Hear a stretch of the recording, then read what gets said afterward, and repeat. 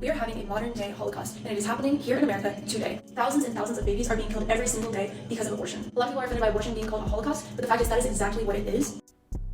You don't actually believe that. Let's take a look at a post you made less than a week before this one.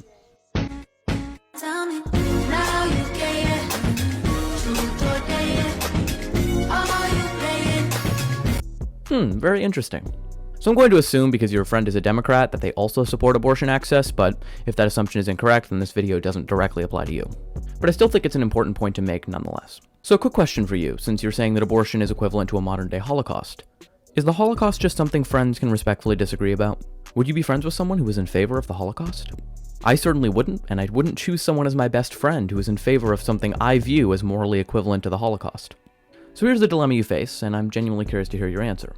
Either you don't actually believe abortion is morally equivalent to the Holocaust, or you do believe it's equivalent to the Holocaust, yet you'd just be friends with someone who supported the Holocaust. If you existed back in 1940s Nazi Germany, you'd be fine being friends with someone who was a Nazi, or at the very least a Nazi sympathizer.